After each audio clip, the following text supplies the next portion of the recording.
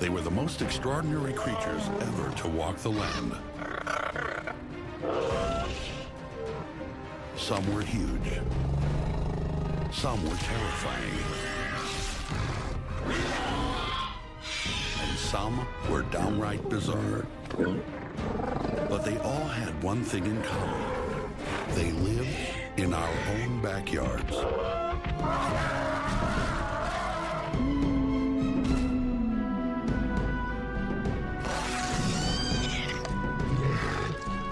Now, journey back to a time when the world was a jungle primeval and dinosaurs roamed America.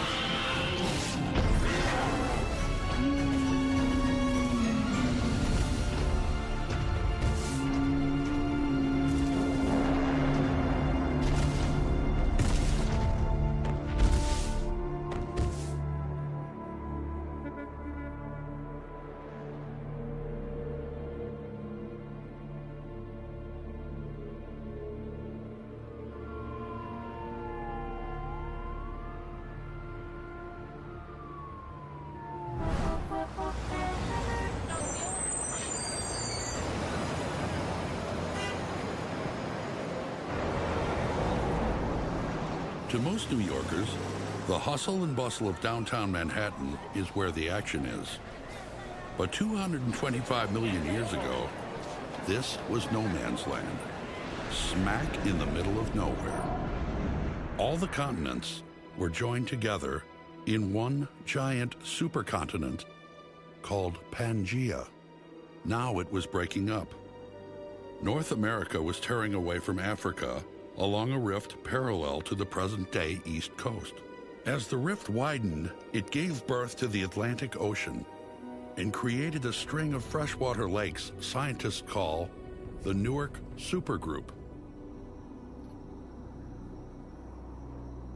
Back then, an evening on planet Earth looked like a scene out of science fiction.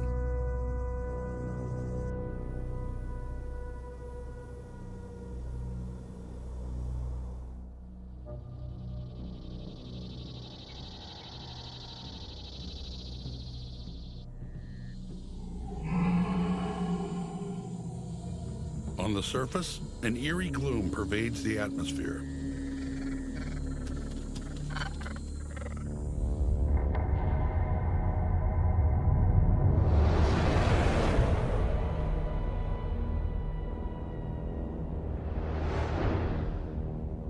About 20 million years earlier, evidence indicates an asteroid crashed to Earth.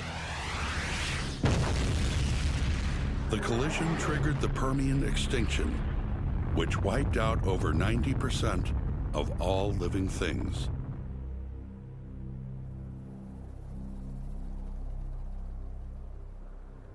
Out of the disaster, a new world was born.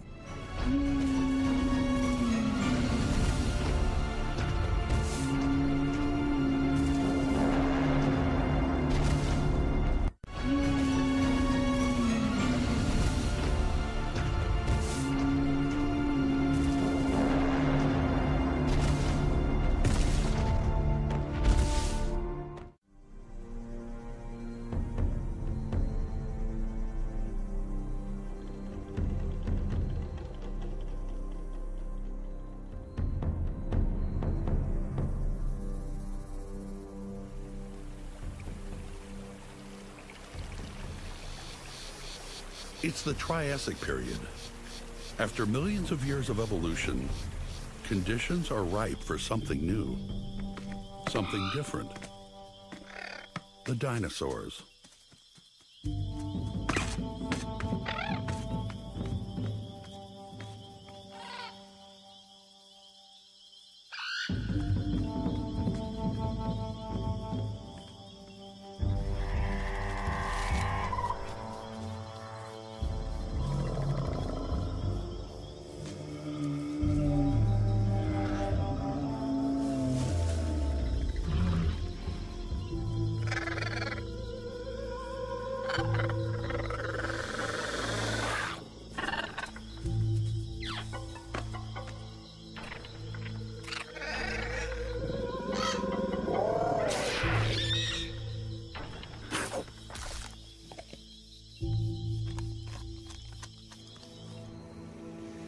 A freshwater lake is the local watering hole, but the customers don't always mix.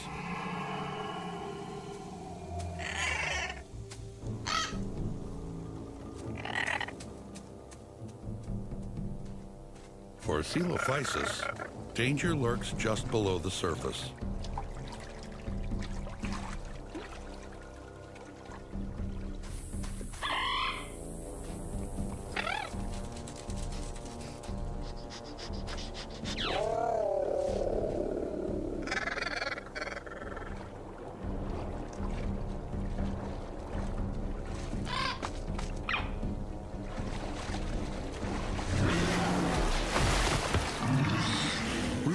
Is quick, but Coelophysis is quicker.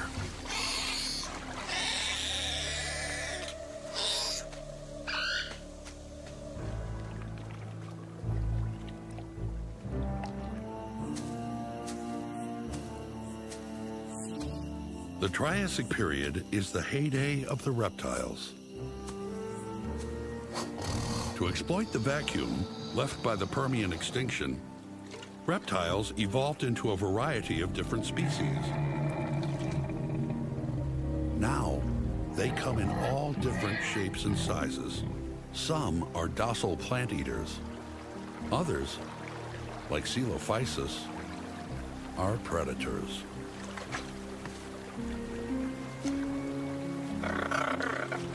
Coelophysis may look like your average reptile, but it's not. It's unusually fast on its feet, curious, and alert.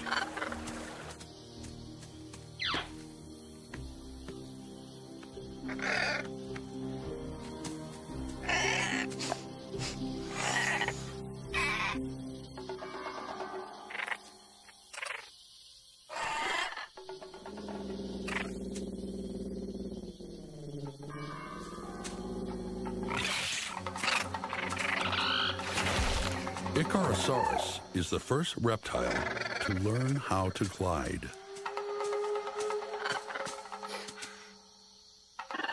A hungry dinosaur will try anything once.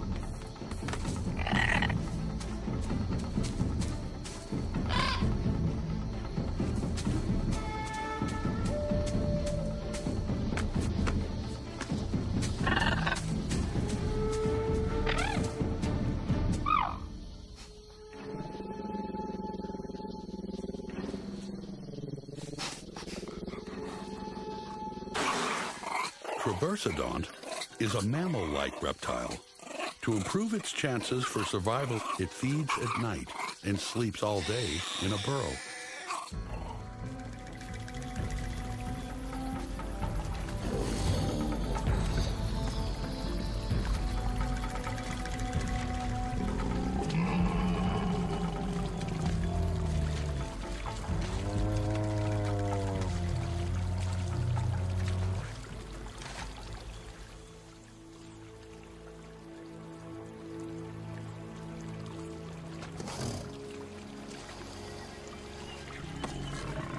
Damascus is a docile plant eater. It uses its snout to nip ferns and root out tubers. The armor is for protection. Even its belly is plated. The spikes on its shoulders are 1.5 feet long, for good reason.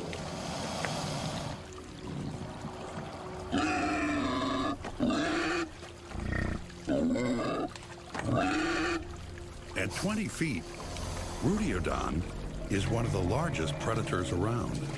Its legs are short and project outward from its body, which inhibits speed.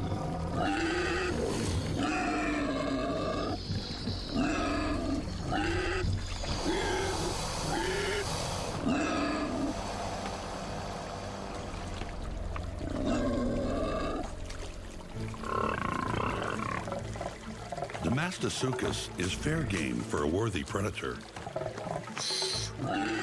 but it's too much for Coelophysis.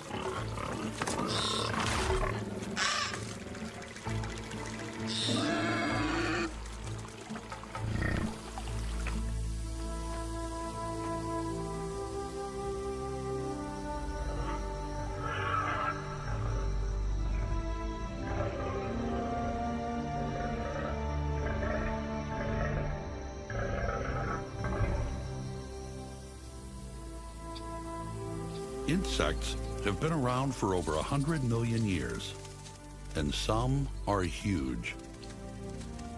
This locust can usually fly its way out of trouble.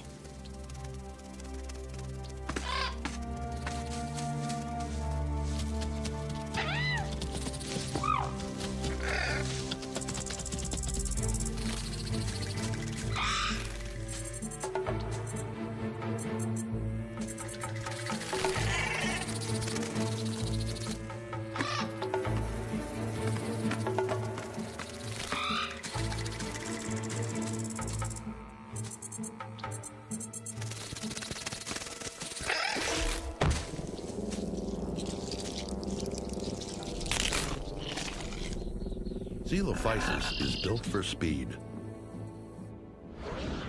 Its limbs are powered by a large muscle that extends from its thigh bone to its tail. Its ankle bones are designed to keep its feet straight while walking or running. A right-angle hip joint and an open socket positions its legs under its body, so it stands upright and moves fully erect. Its neck is long and shaped like an S, lifting its head above its body for greater visibility. Its fourth and fifth fingers are short, turning forelimbs once used for locomotion into hands that can manipulate food. With its long legs and erect gait, it can run longer and faster than any other reptile alive.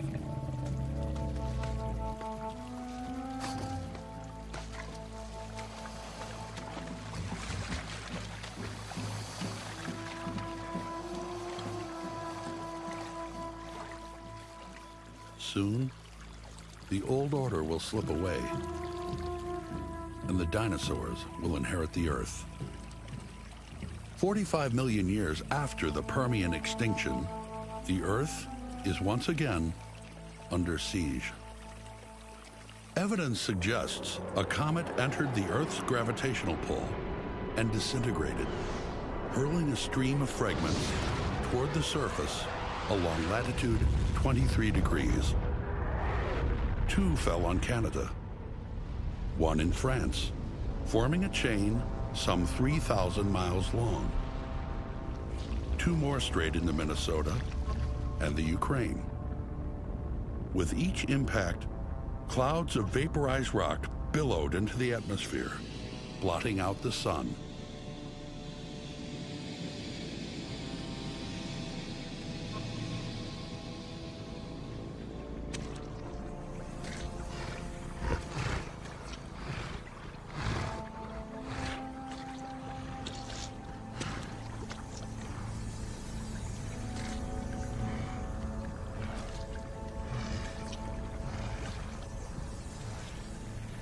Here, the Triassic period ends and the Jurassic begins. Now the land belongs to the dinosaurs. And in time, they'll be bigger and better. This is one of the most dramatic kinds of transitions we can see in all of Earth history.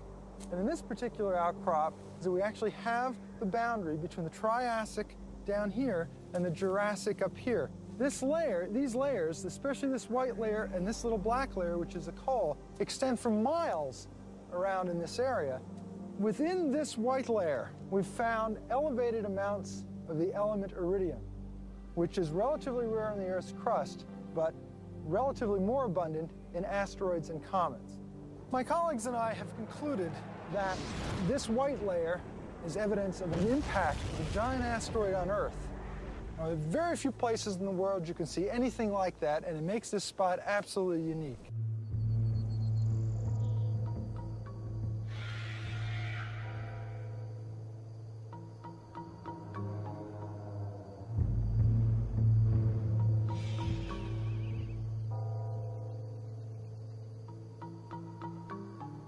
A group of flesh eaters is on the prowl. This is Syntarsus.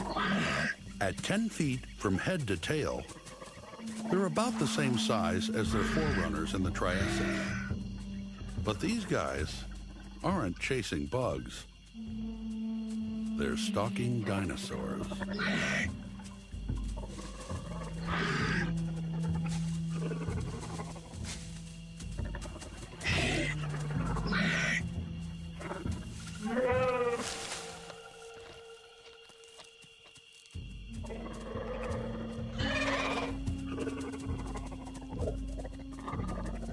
Ankylosaurus is a plant eater. Although it walks on all fours, it spends most of its time on its hind legs browsing in the trees. A claw on its thumb is its only protection.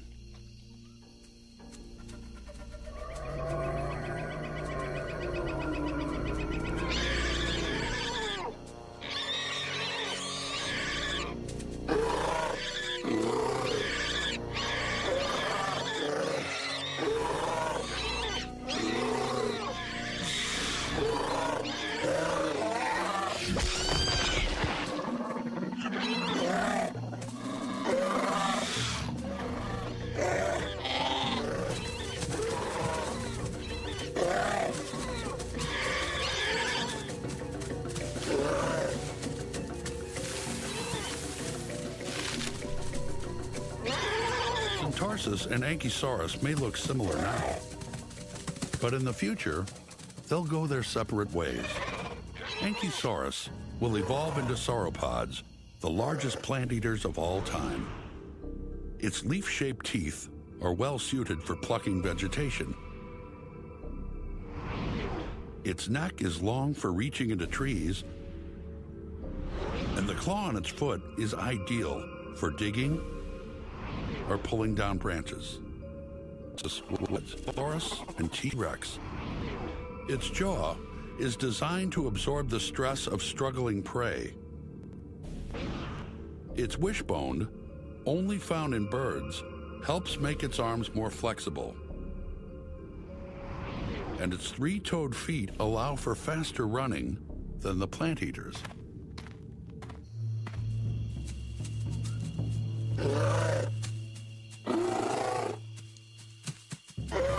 Ankylosaurus is clearly outclassed.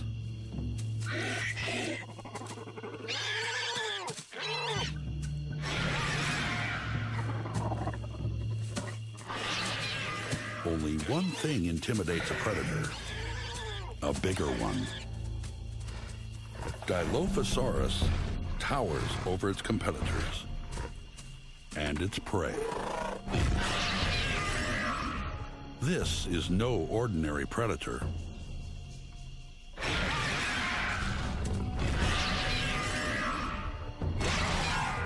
It's a triple threat. It can slash, bite, and run.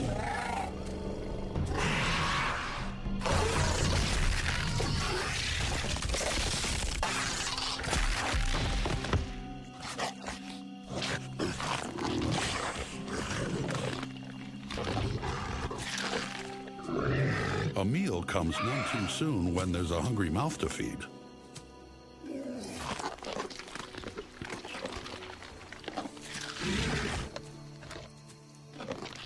But there's no time to relax when a stranger is sneaking around.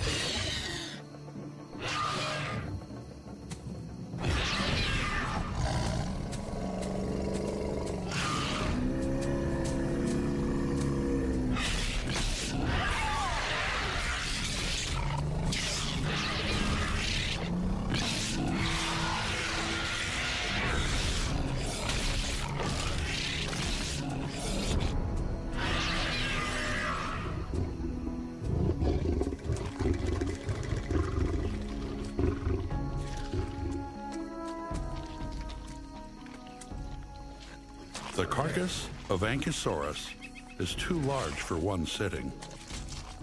The dinosaurs will eat their fill. Then they'll be back.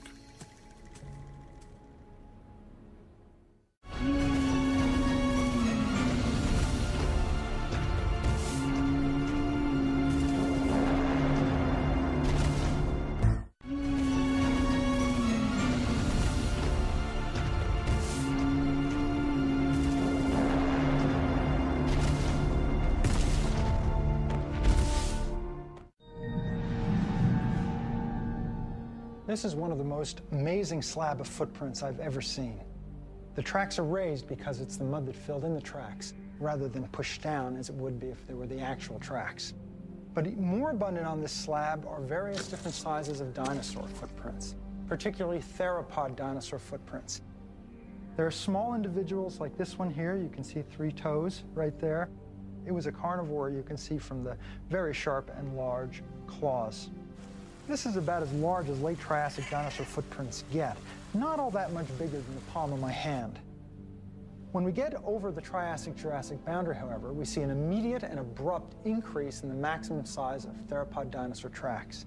We get up to the size of truly large carnivorous animals. There aren't many other kinds of footprints around.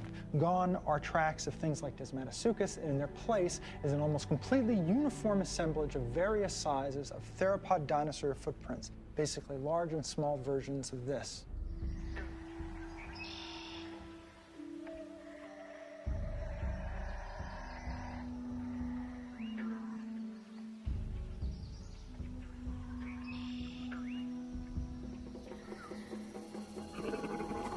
The rules of the forest are simple.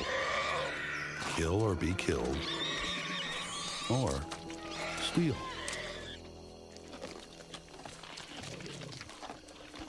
Syntarsus may be a hunter, but it's also an opportunist.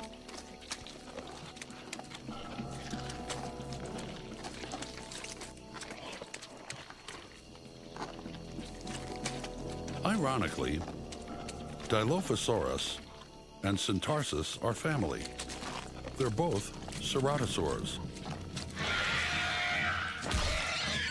But you'd never know it.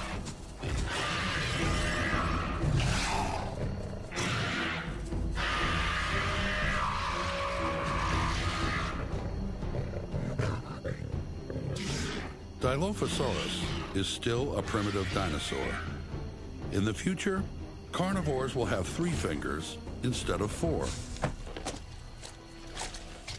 Their heads will grow larger, their bodies more massive, and the crest will disappear.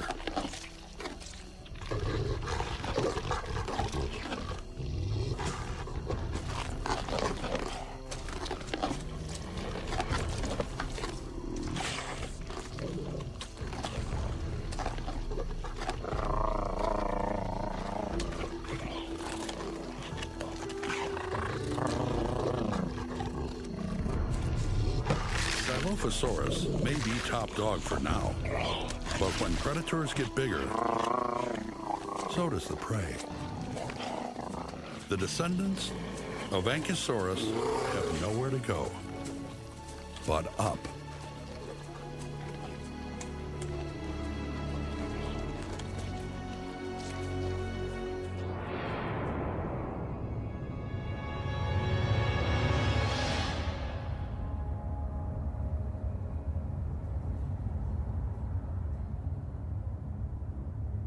Salt Lake City, Utah, lies nestled in a valley at the foot of the Wasatch Range. But 150 million years ago, these snow-capped mountains didn't exist.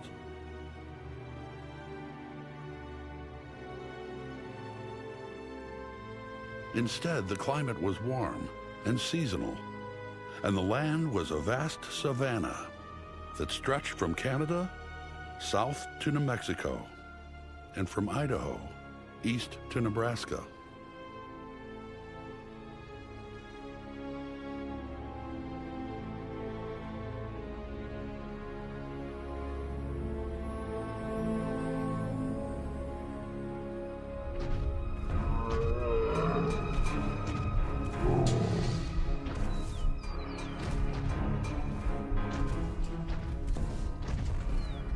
It's the dry season. As far as the eye can see, the once verdant plain has shriveled to a few scattered trees and drought-resistant plants.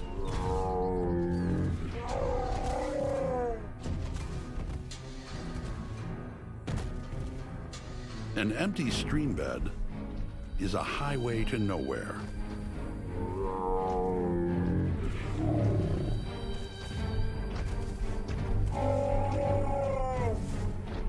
rain has fallen for months, and the heat is relentless.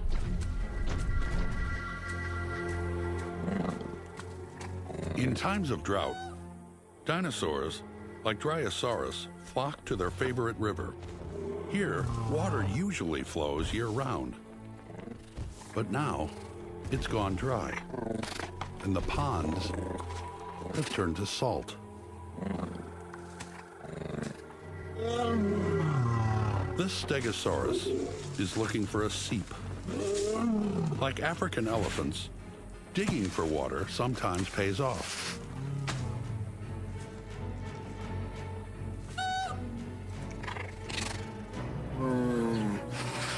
But scratching out a living in the dry season is hard on the dinosaurs, big and little.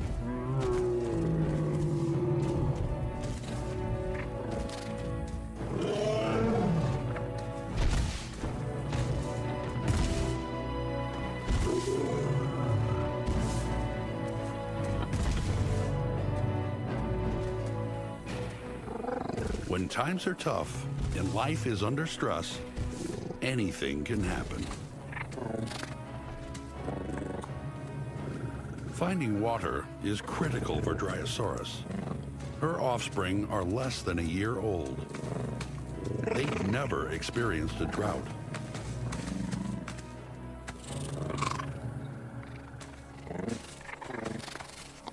Today is a lesson in survival.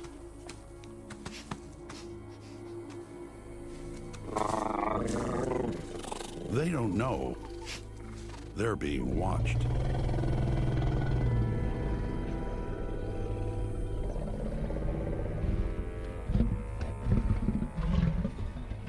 Ceratosaurus is the last of its kind, but more dangerous than ever.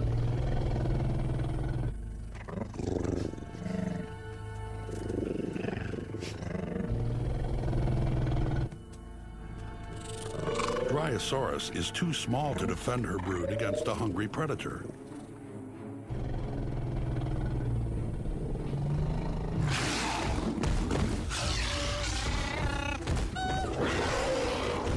All they can do is run for their lives.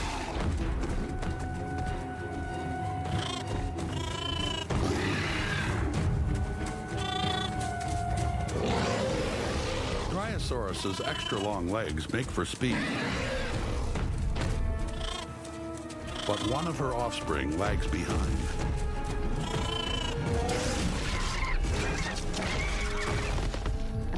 Now, the only hope is to find cover.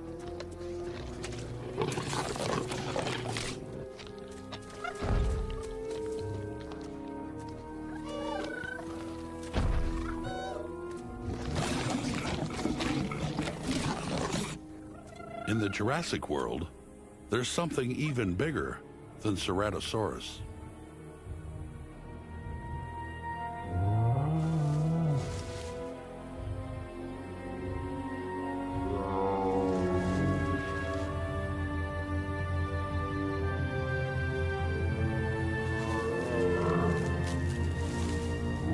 The Jurassic river bottom preserved here at Dinosaur National Monument contains an extraordinary diversity of dinosaurs. There are 4 kinds of sauropod dinosaurs, 3 kinds of meat-eating dinosaur, there are 2 kinds of bipedal plant-eating dinosaurs, and of course there's Stegosaurus, the great plated dinosaur. Now these animals, when we look at their carcasses, we can see they're of the same condition of preservation. This suggests they all died pretty close to the same time. Well, what brought all these animals here? Most bone beds are of just one species.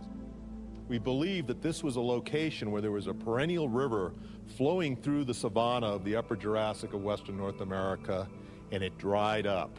Animals would come to this place during the dry season where seeps would bring water to the surface where everywhere else was dry. But on one particularly bad year, the river dried up completely. The animals, not wanting to leave their only known source of water, stayed until they finally died. We're looking at the deaths of the predators, the prey, young and old animals alike. Truly an extraordinary dinosaur deposit.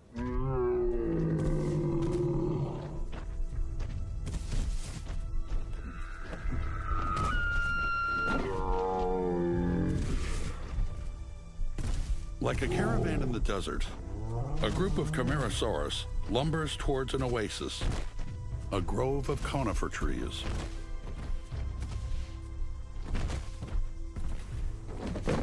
Long ago, the plant eaters found a way to coexist with nature and each other. When it comes to food, they live in a vertical world.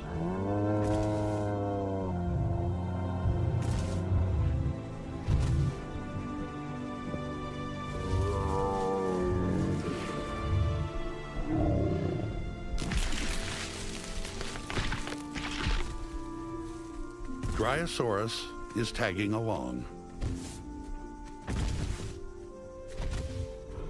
Without rain, the pickings are slim. But where the big sauropods go, Dinosaurs knows a feast is in the making. Camarasaurus thrives on the boughs of evergreens, high in the trees. Their strong teeth and powerful jaws literally rip the branches off. To reach them, Camarasaurus can do something most other sauropods can't. The vertebrae in its neck are strong, yet hollow, which makes them lightweight. A network of cable-like ligaments helps Camarasaurus hold its head in an almost vertical position. Sauropods don't chew their food, they gulp it. To digest it, they swallow stones called gastroliths, which grind the food in their stomach.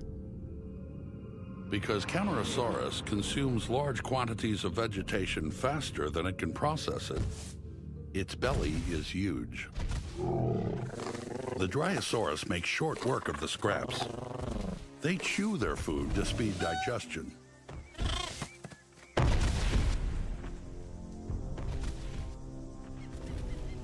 A sauropod is a virtual bulldozer. They can wipe out a forest in no time by uprooting trees and plants. In the days to come, herds of sauropods will scour the landscape. But for now, it's one tree at a time.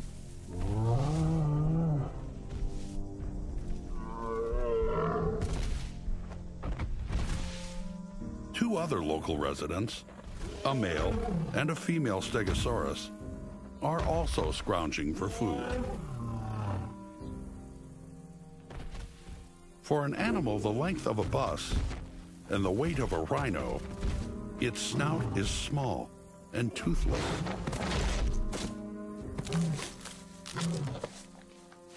Still, it's the largest dinosaur of its kind in the world. The plates on its back and its tail, bristling with 4-inch spikes, are designed to repel the most aggressive attackers.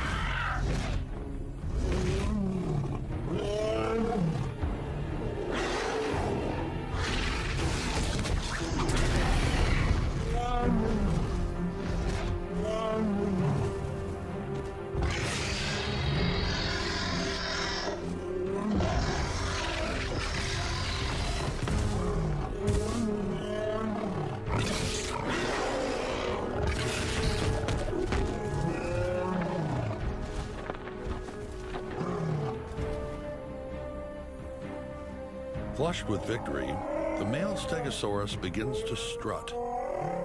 His back plates are like feathers to a peacock. They're priceless when it comes to mating.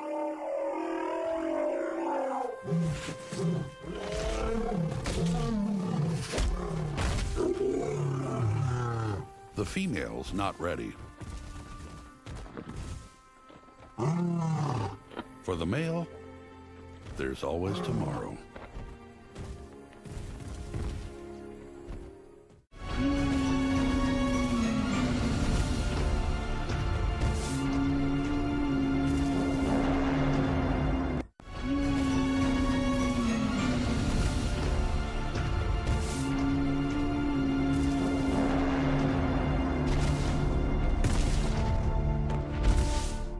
The dry season is now in its 4th month, but a change is in the wind.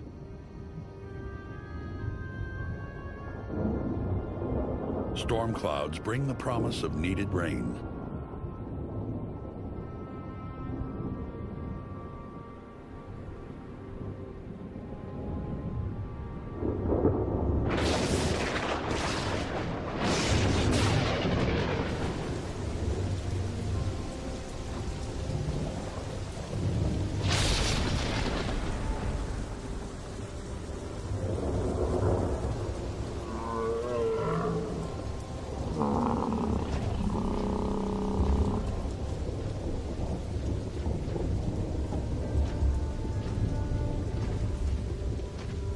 The monsoon will last for days.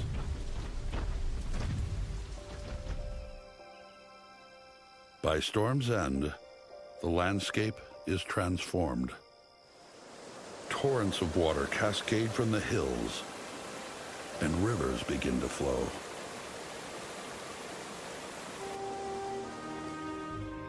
Seasonal lakes and ponds magically reappear. Their muddy banks are a maze of footprints left by thirsty dinosaurs, large and small, both predator and prey running helter-skelter together. But the coming of the wet season ushers in more than just rain.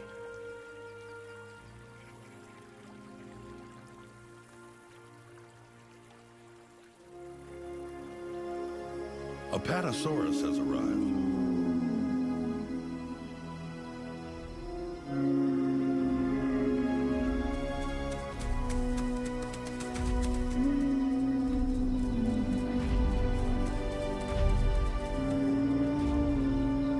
This is Dino of the Flintstones, in the flesh, all 30 tons.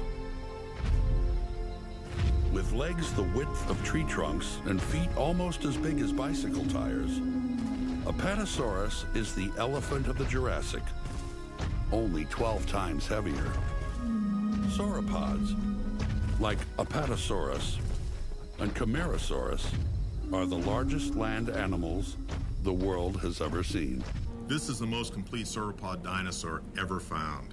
It's a Camarasaurus, about 2 years old and already about 19 feet long. The sauropod dinosaurs are the kind of thing we always think about when we hear the word dinosaur. I grew up with Brontosaurus, now correctly called Apatosaurus. If we look around the world in the Upper Jurassic, sauropods are the dominant dinosaur. In fact, in North America, in any particular dinosaur quarry we find, we usually see as many as 4 different types. Some feeding high in the trees, some feeding low, grazing on the surface. They're an immense part of the fauna, very important to the ecosystem. You would think we'd know a lot about these dinosaurs. However, young and their eggs are virtually unknown. In fact, in all of Western North America, extending from Canada down to central New Mexico, we have not found a single sauropod eggshell fragment in the Morrison Basin. If we look at eggs from South America or from Europe, we see the sauropods laid eggs as big as soccer balls with eggshell about a 1/4 inch thick. Well, in Western North America and the Morrison, we do get dinosaur eggs, some of which are only 2 millimeters thick. So you would certainly think we'd be finding sauropod egg if it was here at all. This tells us that these animals were migrating into and out of the basin. Perhaps they were nesting in the lowlands of the mountains to the west, or perhaps to the north in Canada along the coast of the sea. Certainly, they weren't nesting and reproducing within the Rocky Mountain region.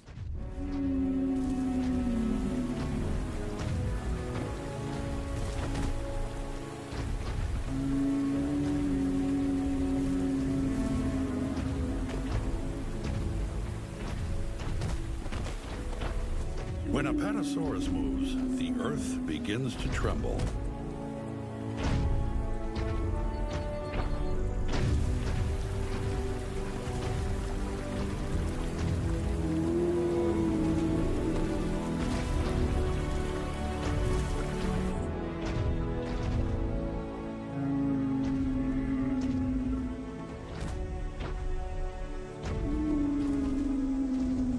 Like elephants, these sauropods migrate long distances following the rainy season. Along the way, they graze on ferns and low-lying plants. To accommodate their immense size, Apatosaurus has perfected a way to eat the most amount of food with the least amount of effort.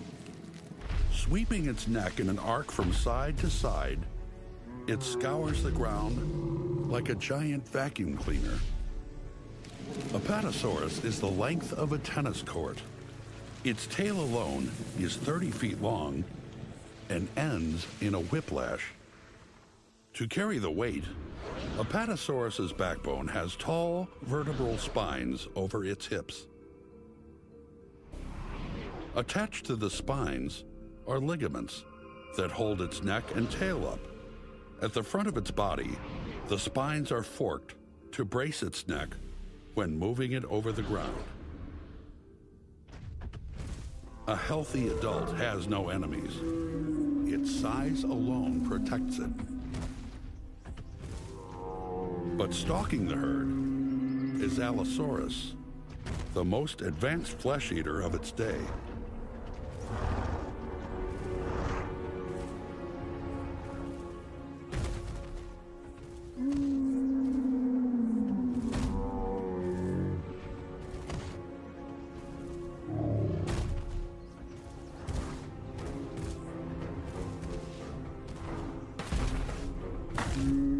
This youngster has strayed from the center of the herd.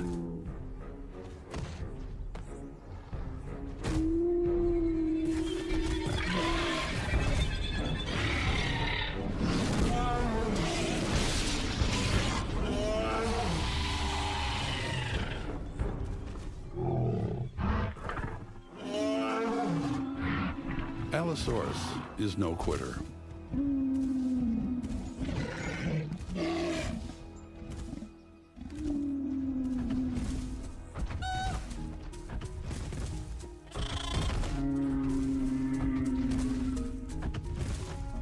There's plenty more fish in the sea. Tyrannosaurus has also been stalking the herd.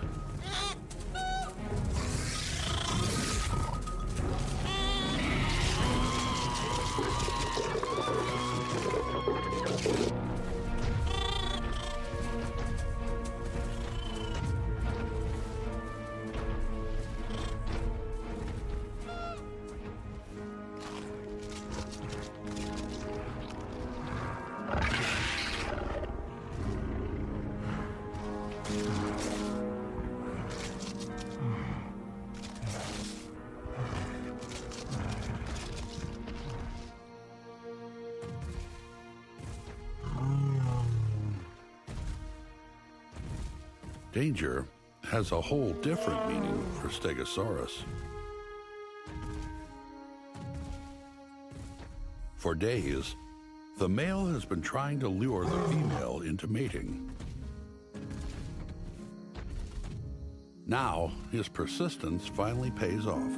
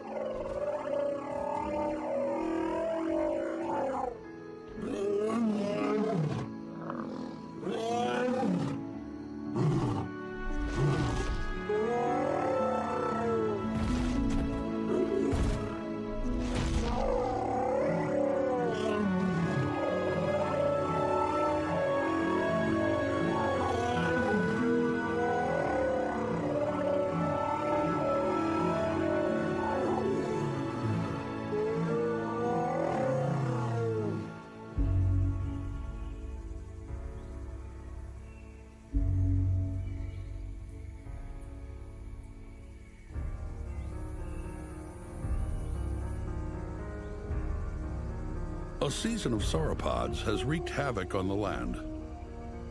For Apatosaurus, it's time to go.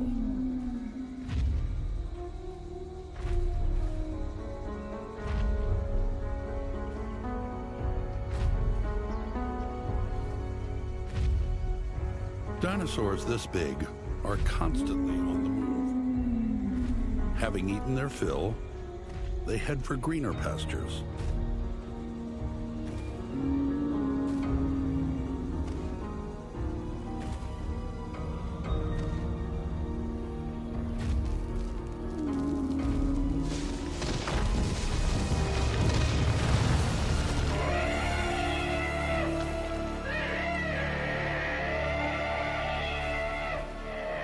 Felled by a broken leg, Apatosaurus is mortally wounded.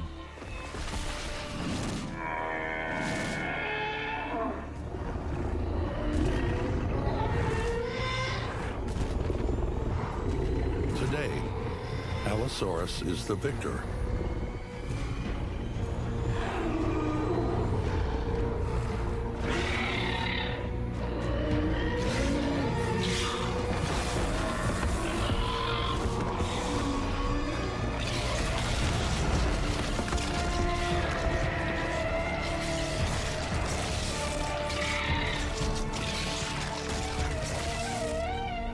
The sauropods will live on, and a whole new generation of titans will leave their footprints in the mud.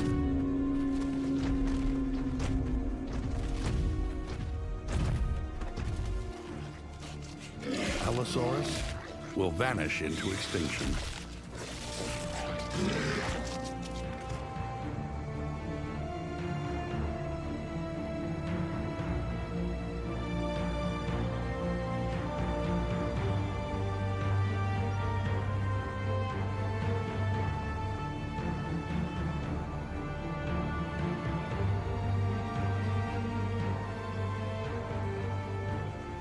In Utah, the seasons come and go.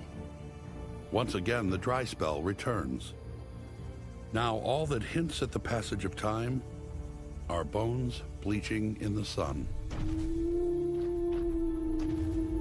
Tomorrow, the curtain will rise on the Cretaceous, and a new cast of characters will appear. Some are sinister, some are strange, and some have never been seen before.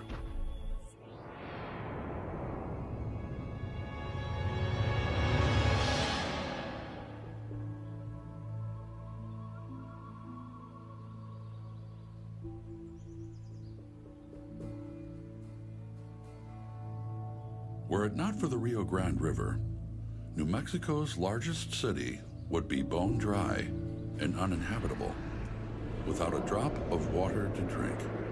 But 90 million years ago, the land beneath Albuquerque was a tropical swamp.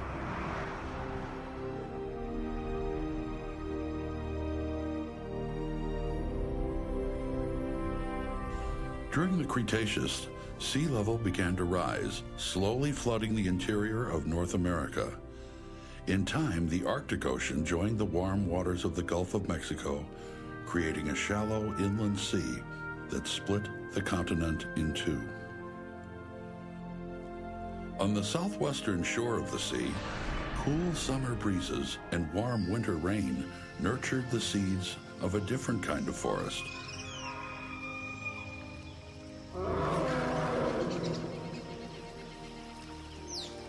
For the first time, ancient stands of conifers and palms were joined by broadleaf trees like sycamores, magnolias, and poplars, along with a new crop of dinosaurs that had never been seen before.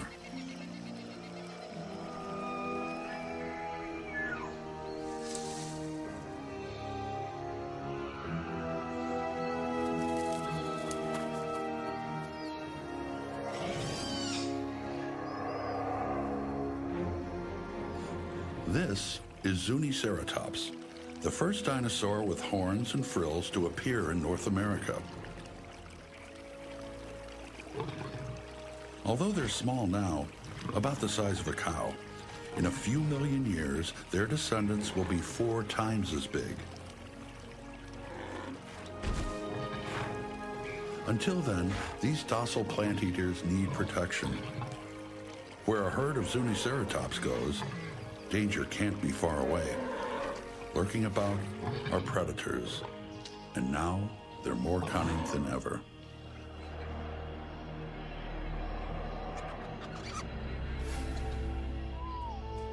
Dinosaurs are too little to be a threat to Zuniceratops. But nearby, what looks like a flock of weird birds is actually a band of dromaeosaurs already lunching on a carcass.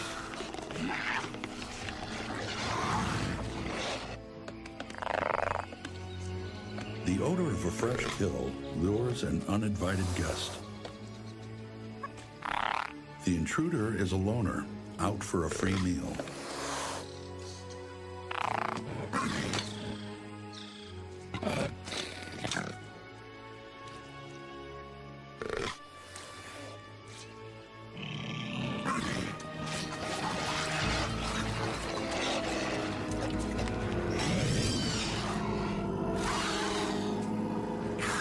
The carcass is carefully guarded, and the leader of the pack, the alpha male, is in no mood to share.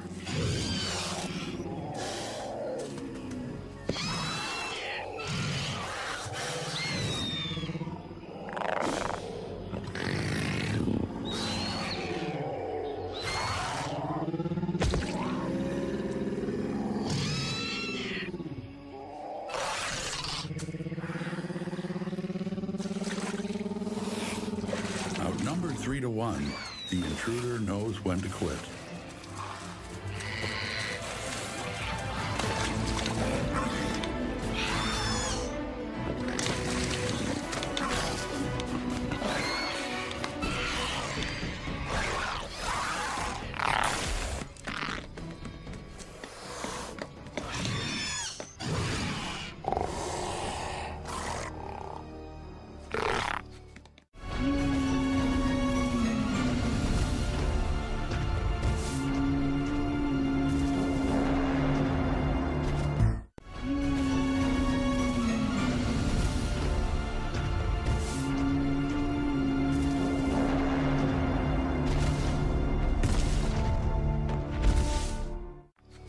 A dromaeosaur, or raptor, is the smartest, quickest, and most dangerous dinosaur alive.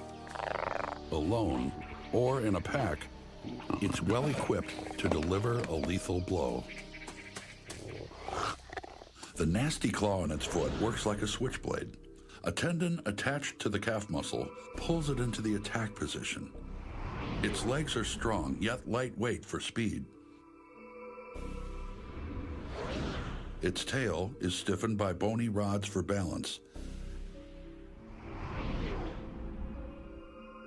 and its arms and hands are extra long for grappling with prey. Good eyesight, a keen sense of smell, and a big brain make the raptor a daunting predator. The escape from the pack was a close call. To keep on running is playing it smart. But the raptor's not out of the woods yet. Something's hiding in the bushes, but it's too large to elude detection. The raptor's leery. These are the claws of a carnivore. They look lethal, but looks can be deceiving. It may have the claws of a killer, but its long neck and small head belong to a plant eater. This is Nothronicus. The raptor's never seen a dinosaur like this before. Is it a predator, or is it prey?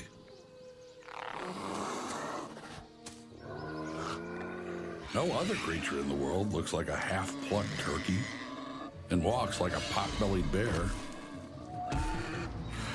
Still, an oddball can be dangerous.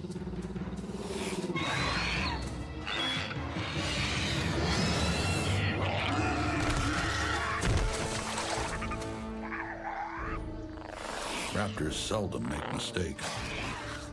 But Nothronicus is rare in North America. Like Zuniceratops, its ancestors also migrated from Asia.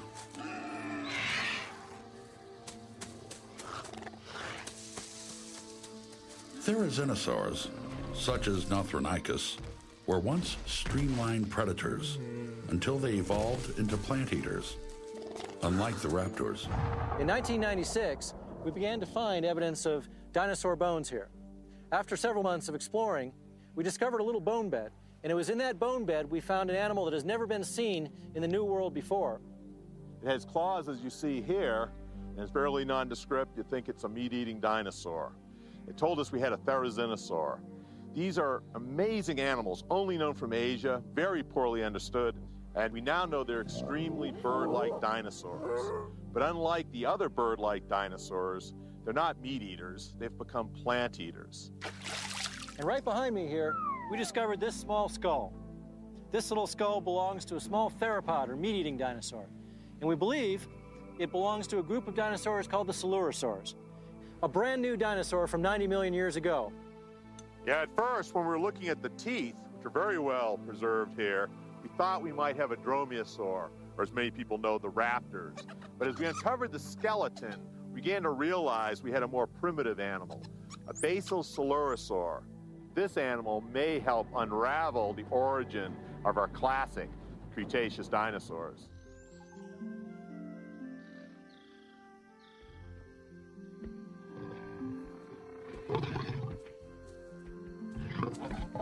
Once a year, come spring, some dinosaurs have more on their minds than food.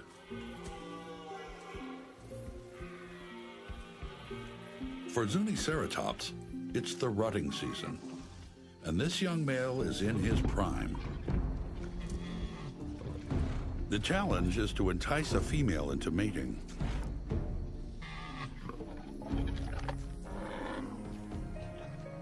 Horns and frills evolved to scare off predators and discourage rivals. But to a female, they're sexy, if she's impressed.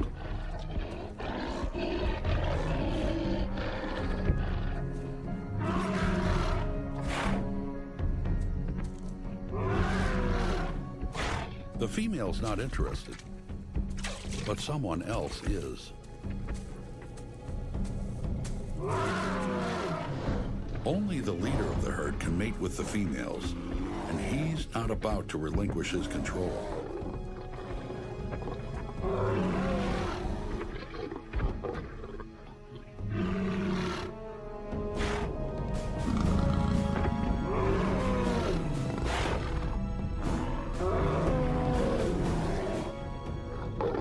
The object isn't to kill, it's to win by intimidation.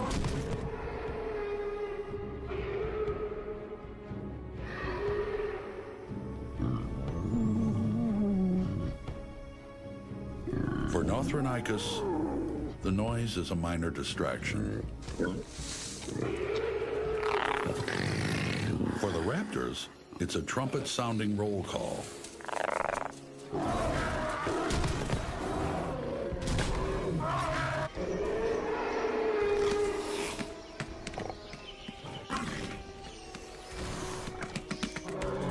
There may be injuries, and a wounded Zuniceratops is an easy kill. The opportunity is too good to pass up.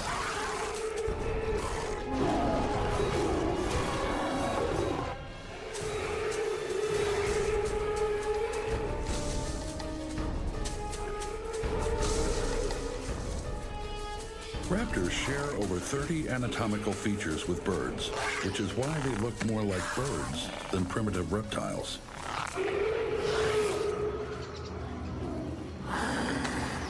Claws to the ready, the raptors are patient.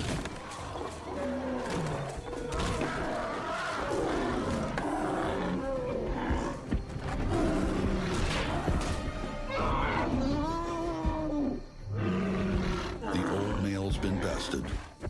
His wound is minor, but his pride's been dealt a stinging blow, and the excitement's not over yet.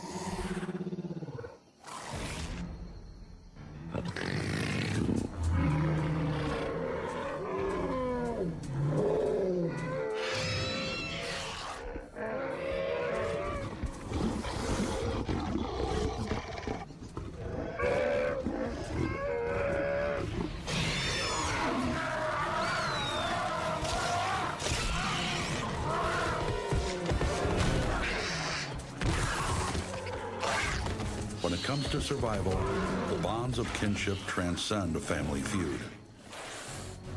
The skirmish over, the raptors retreat, but they'll be back.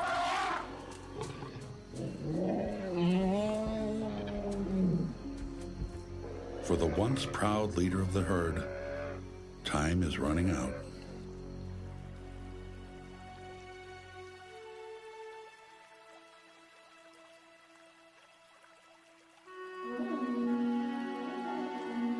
In the lush forests of New Mexico, an experiment in evolution is underway. Fleet-footed predators aren't new, but Coelurosaurs are different. They're on the fast track. Their bones are lighter, which makes them even more agile and quick. They're also more active and better coordinated.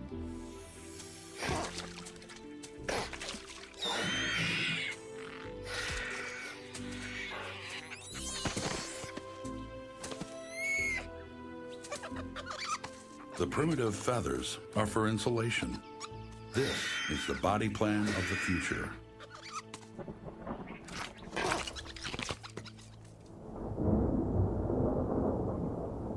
On the inland sea, the days are hot and humid, and the atmosphere unstable. But deep in the forest, it's business as usual.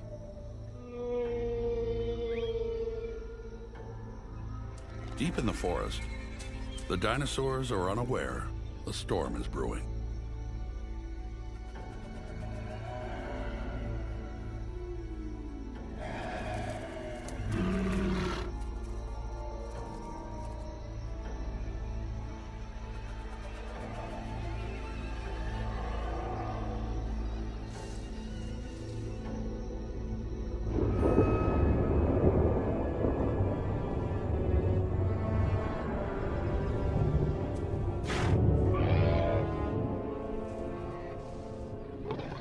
Ceratops live most of their lives eating. They mate yearly. They're vulnerable when they're young and old or injured.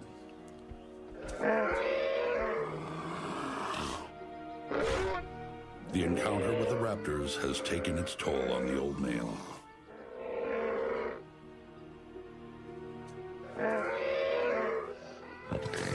Since the attack, the raptors have been stalking the herd. They're here to finish what they started.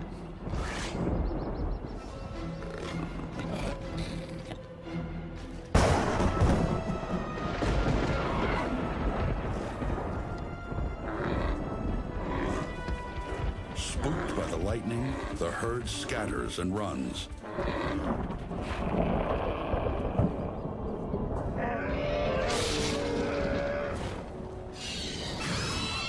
But the old male lags behind.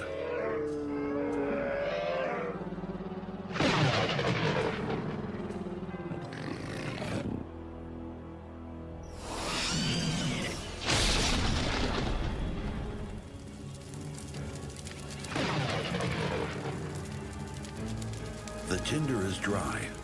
Within seconds, sparks leap through the underbrush, setting the forest floor on fire.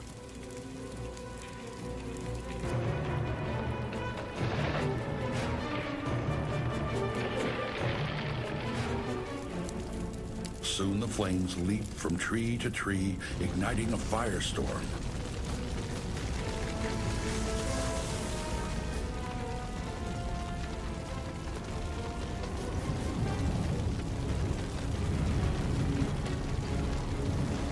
As it races through the forest, some creatures ignore the peril. When it comes to food, danger has no meaning for the raptors.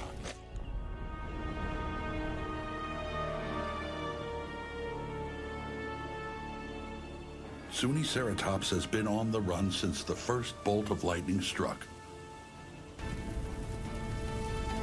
Now, what remains of the herd heads for safety as fast as their legs can carry them.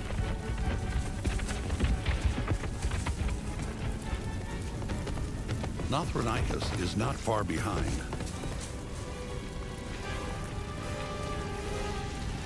But the flames overtake the raptor's escape route. Now nothing can outrun the fire.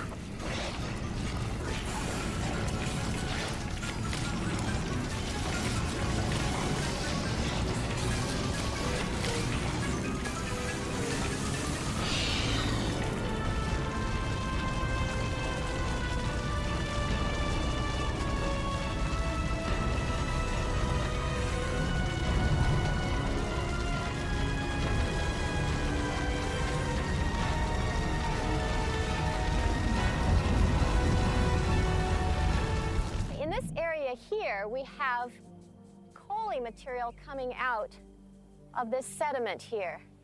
It's very likely that this material was actually produced by a fire. There are several lines of evidence, including the structure of the coaly material, but also not far from here, we have an upright charcoalified stump that was probably burned in place. When you have forest fires, you often have the roots burning down into the soil. And if this is the case, this is really exciting because this is not just a vague time when the dinosaurs lived. This is an actual event that would have happened when the dinosaurs were here.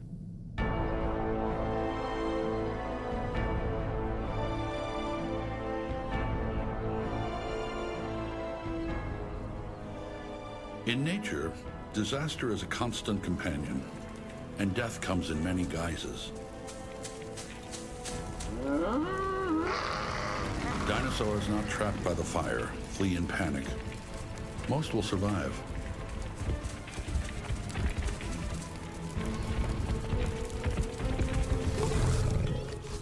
For the creatures that perished, the conflict is over. For those that remain, what lies ahead is 30 million years of evolution. Triggered by unseen forces, the environment will gradually change, and so will the dinosaurs that live here.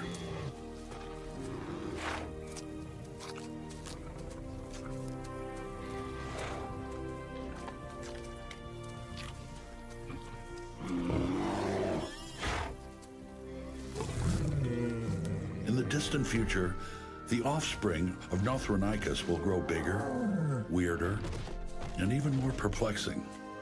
The raptors will stay small, agile, and quick, but they'll get smarter.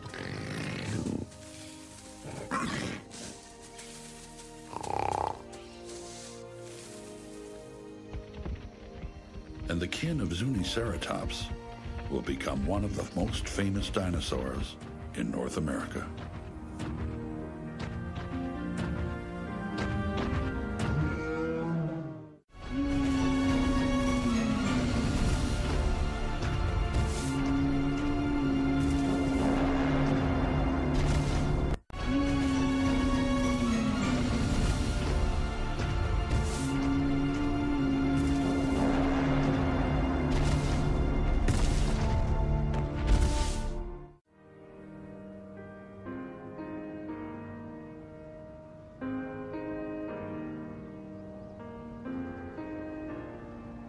The granite faces of the presidents on Mount Rushmore in South Dakota celebrate 200 years of American history. But not far from here is another important landmark. 65 million years old, it's some of the last ground that dinosaurs ever walked on. During the late Cretaceous, the great inland sea retreated, causing a dramatic shift in the environment. Now forests and fields stretch for hundreds of miles in every direction. Grass has yet to evolve, so the plains are covered with ferns and herb-like plants.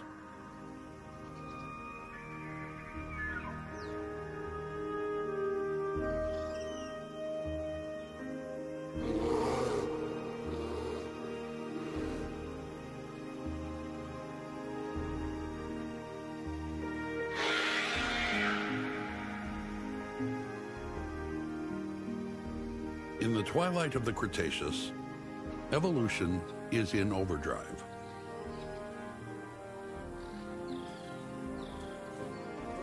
After 160 million years, The size and sophistication of the dinosaurs is breathtaking, but these creatures are the last of their kind. Triceratops is one of the largest animals on the northern plains.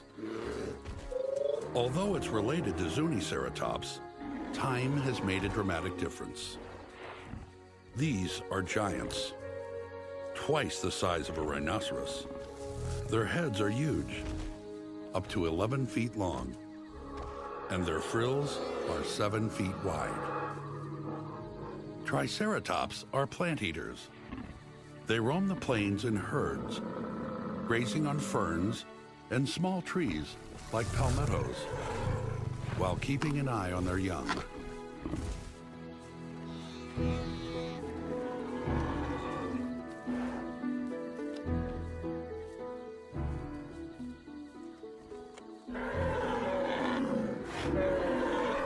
Of all the plant eaters, Anatotitan is the most efficient because of the way it processes food. Members of the hadrosaur family, they're famous for their bills, which look like a duck's. Hadrosaurs tend to be big, up to 30 feet long. But Anatotitan is even bigger. They range up to 40 feet, the length of a bus. Here, size is no accident. 3 million years ago, a monster arrived in South Dakota. Now it's the scourge of the American West. Tyrannosaurus rex.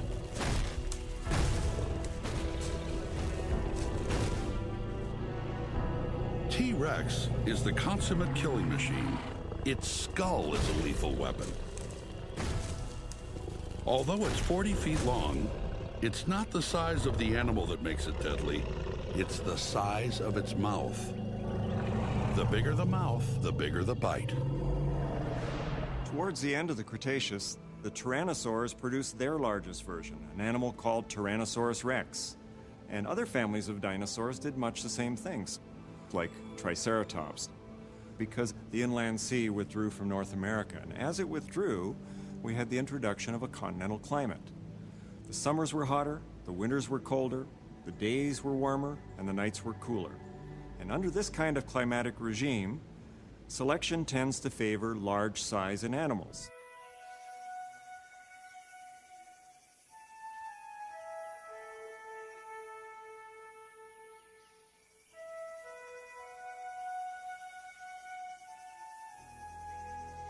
Quetzalcoatlus, the king of the pterosaurs. Named after an Aztec god with a wingspan of 40 feet, this is one of the largest animals that ever flew. A pterosaur has no feathers. Its wings are made of a single membrane that stretches from the elongated fourth finger of its hands to its ankles. Its arm bones are hollow and thinner than a postcard. Tiny fibers, called actinofibrils, stiffen the membrane to give its wings lift.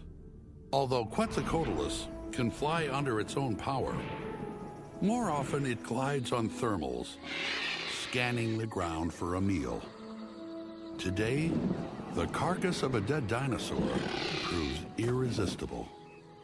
Quetzalcoatlus may soar like an eagle, but on land, it's a fish out of water.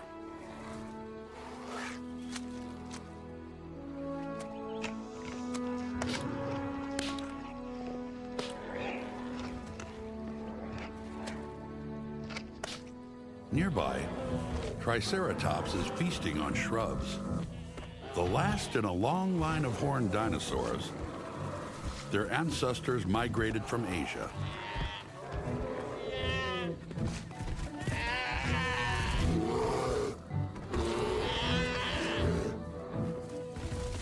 With horns as long as broom handles and hides as tough as a rhino's, these dinosaurs have only one known enemy.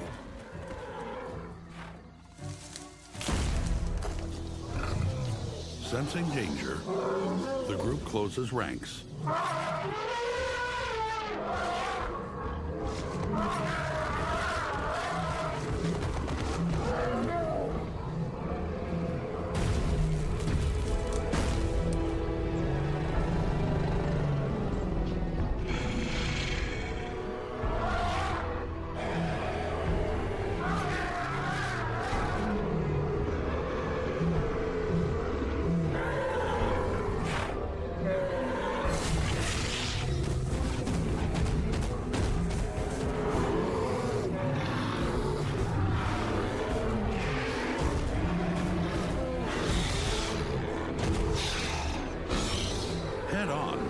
Nothing could be more menacing than the frill and horns of an angry Triceratops.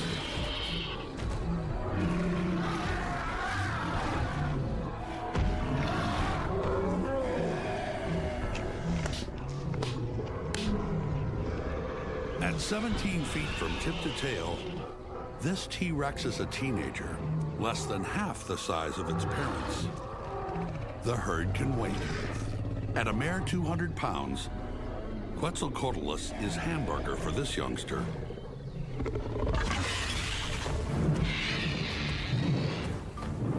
At a top speed of 30 miles an hour, a young T-Rex is one of the fastest dinosaurs around.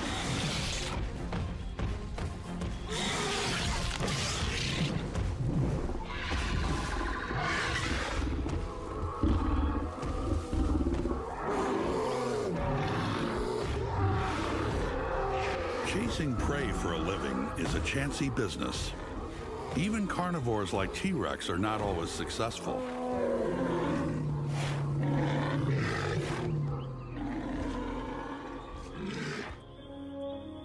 At dusk, the odds are even poorer. Daylight favors the predators. As night falls, colors fade, depth perception decreases, and familiar images begin to blur.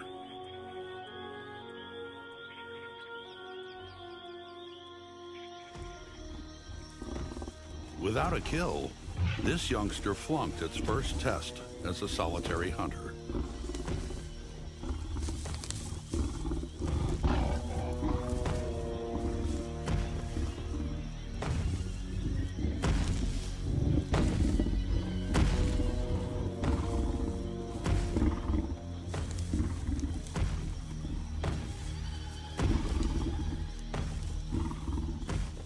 But in a pack, a family of T-Rexes is a force to be reckoned with.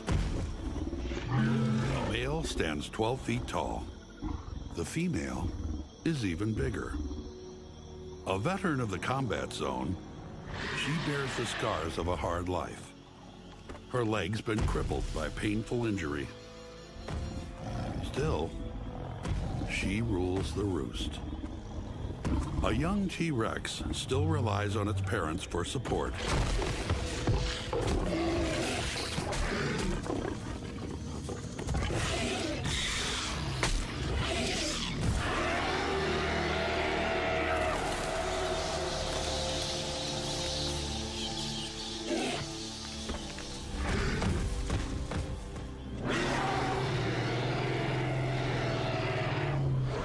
T-Rex's skull is huge, over 5 feet long, filled with air spaces to accommodate an elaborate network of nerves and muscles.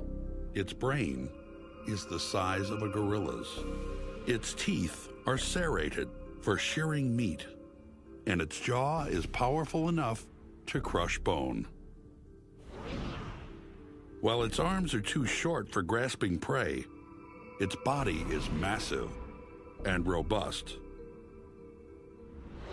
Its ribs are an interlocking array of bones designed to help it breathe. Equipped with strong, sturdy legs, T-Rex is braced to spring to the attack.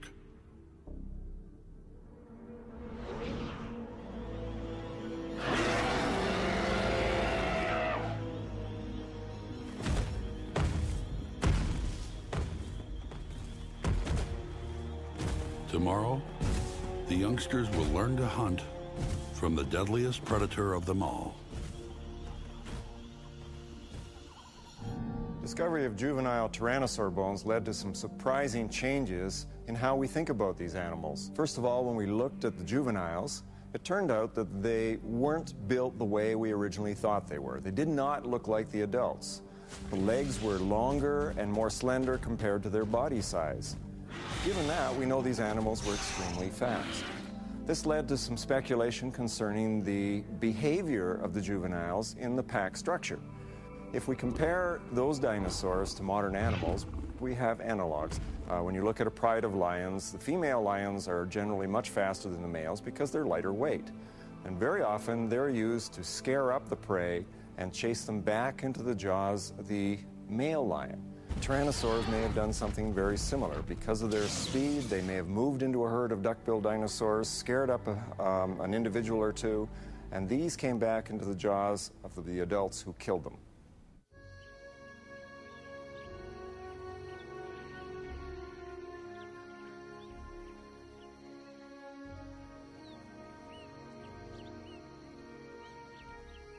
Contrary to popular opinion, life in a primeval forest is filled with endless days of boredom. Moments of terror are only fleeting.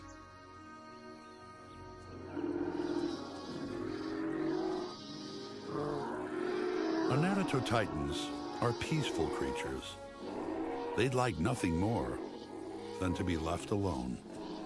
Although they're almost as large as Tyrannosaurus rex, they have few defenses against a hungry predator, especially when they're old or sick. To protect themselves, Anatotitans congregate in herds and post sentries to look out for danger. Equipped with good eyesight, acute hearing, and a keen sense of smell, they're constantly on alert.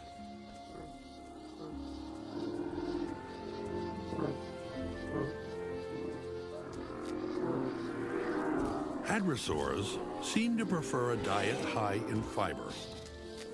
But unlike sauropods that rely on stones and chemicals in their gut to break down vegetation, Anatotitans have the most sophisticated food processor yet devised by nature.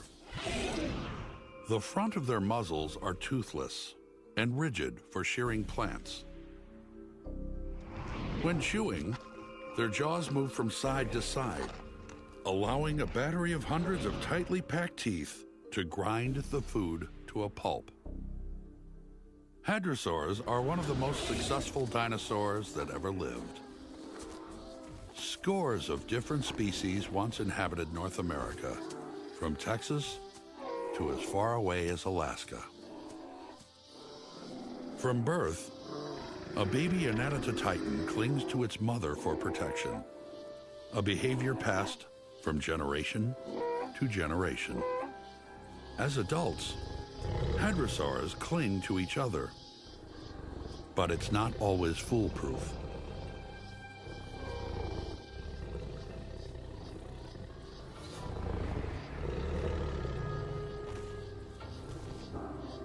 The Anatotitans have walked into a trap.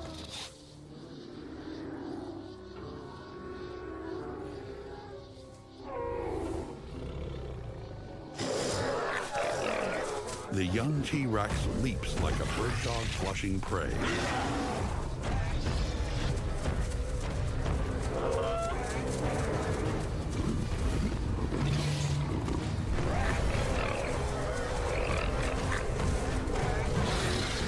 The Anatotitans bolt for safety.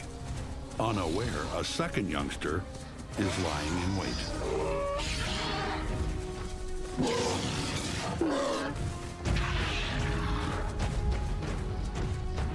There's one more surprise in store.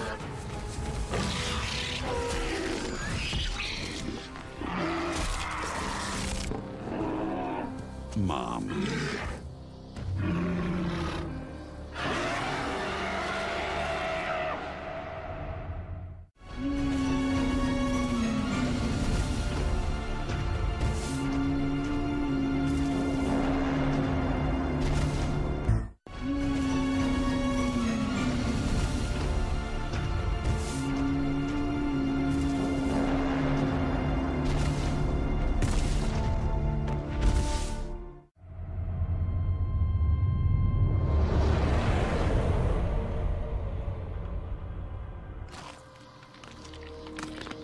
Tyrannosaurus Rex has terrorized the land for the last time.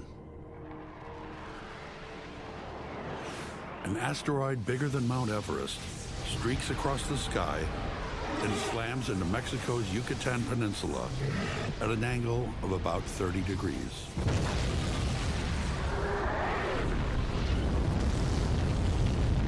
The impact gouges out a crater 120 miles wide and sends an incandescent plume of vaporized rock arcing towards the northwest at speeds close to 10 miles per second.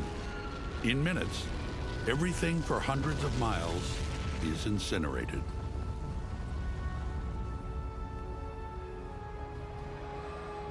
In South Dakota, plants and animals suffer a different fate. Some are scalded by the heat. Others succumb to shock waves generated by the collision.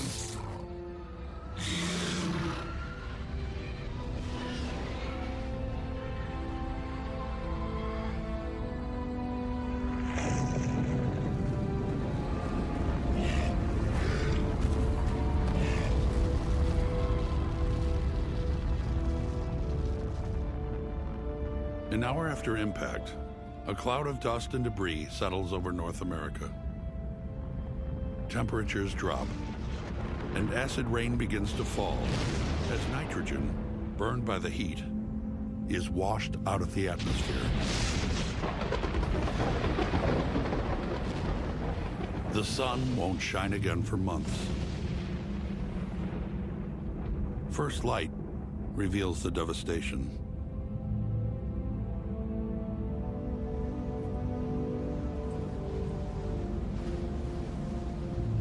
90% of all leaf-bearing trees and plants have been obliterated, and 70% of the animals have vanished. Most of the dinosaurs are now extinct. There are many theories that try to explain why dinosaurs suffered such a massive extinction 65 million years ago. The evidence in the rocks here suggests that 65 million years ago, something major happened. We have iridium, we have shock quartz, we have microdiamonds. Along the Red Deer River of Alberta, though, we have some of the best evidence anywhere for showing us what was going on in those last few years of the dinosaurs' rule. For example, as we follow the Red Deer River upstream, we're literally going up in time. 10 million years before the dinosaurs disappeared, there were 35 species of dinosaurs living in this area. 5 million years before the end, there was only 20 or 25 species left. And just before the Great Extinction event, there was only about half a dozen species of dinosaurs in this area.